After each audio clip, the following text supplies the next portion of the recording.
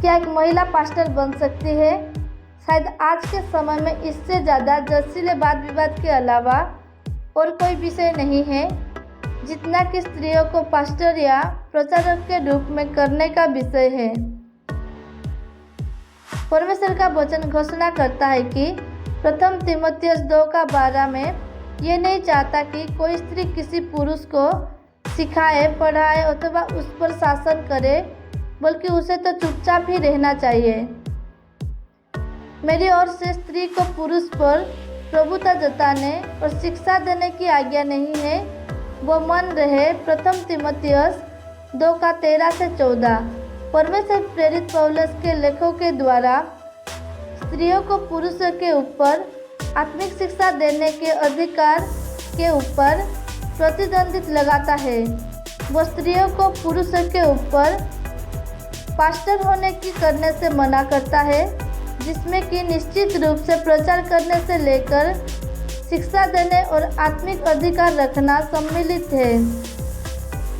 एक सामान्य आपत्ति यह है कि पौलुस ने स्त्रियों के ऊपर शिक्षा देने पर प्रतिबंध इसलिए लगाया क्योंकि पहली सदी में स्त्रियां विशेष रूप से अशिक्षित थी। यद्यपि प्रथम तीमुथियुस 2:11-14 कहीं भी शिक्षित स्तर का उल्लेख नहीं करता है। अगर सेवकाई के लिए शिक्षा ही योग्यता होती तो यीशु के अधिकतर शिष्य इस योग्य नहीं होते। एक दूसरी सामान्य आपत्ति यह है कि पौलुस ने केवल इफिसियों की स्त्रियों को शिक्षा देने से मना किया था। प्रथम तीमुथियुस का पत्र तीमुथियुस को लिखा गया था, जो कि इफिसुस की कलीसिया का पास्टर था। इफिसुस का नगर अपने अरितमिस देवी के मंदिर के लिए जाना जाता था और स्त्रियां मूर्ति पूजा की इस शाखा में अधिकारी थी। इसलिए विचारधारा ये पाई जाती है कि पौलुस केवल इफिसियों के मूर्ति पूजकों के स्त्रियों की अगुवाई वाली प्रथा के विरुद्ध प्रतिबंध लगा रहा था और कलीसिया को भिन्न होने की आवश्यकता थी। परंतु फिर भी प्रथम तीमुथियुस की पुस्तक कहीं पर भी अरितमिसों का उल्लेख नहीं करती है। नहीं, पौलुस अरितमिसों के उपासकों को मानक प्रथा को प्रथम तीमुथियुस 2:11-12 में प्रतिबंध का कारण बताता है। पौलुस बताता है कि स्त्रियों को उपदेश ना दे और पुरुषों पर आज्ञा न चलाए, क्योंकि आदम पहले, उसके बाद हव्वा बनाई गई।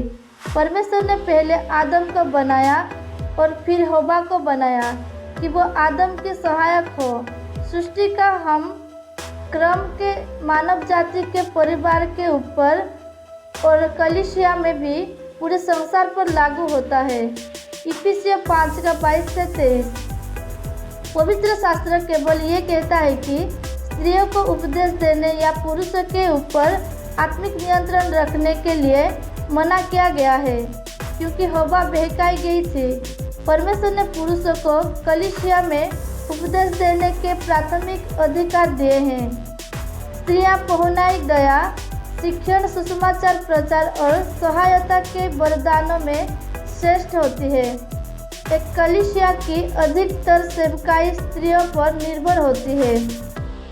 कलीसिया की स्त्रियां सार्वजनिक प्रार्थनाओं या भविष्यवाणी करने प्रथम कोरिन्थियों 11:5 के लिए प्रतिद्वंदित नहीं है, केवल पुरुषों के ऊपर आत्मिक उपदेश देने के अधिकार के लिए प्रतिद्वंदित है। बाइबल में कहीं भी स्त्रियों को पवित्र आत्मा के वरदानों का अभ्यास करने के लिए नहीं रखती। प्रथम कोरिन्थियों 12 स्त्रियों को अन्य स्त्रियों को शिक्षा देने के लिए प्रोत्साहित किया जाता है। तीतुस 2:3-5 बाइबल स्त्रियों को बालकों को शिक्षा देने पर भी प्रतिबंध नहीं लगाती। केवल एक ही कार्य जिसके लिए स्त्रियों को प्रतिद्वंदित किया गया है, वो शिक्षा देने या पुरुषों को ऊपर आत्मिक अधिकार रखने का है। ये स्त्रियों को पुरुषों के ऊपर पास्टर के कार्य से मना करती है, ये किसी भी तरह से स्त्रियों को कम महत्व का नहीं बताता, परंतु उन्हें परमेश्वर की योजना और उसके वरदानों के अनुसार सेवकाई पर ध्यान केंद्रित करने के लिए सहमति प्रदान करता है। इस वचन से परमेश्वर आपको आशीष दे। आमीन।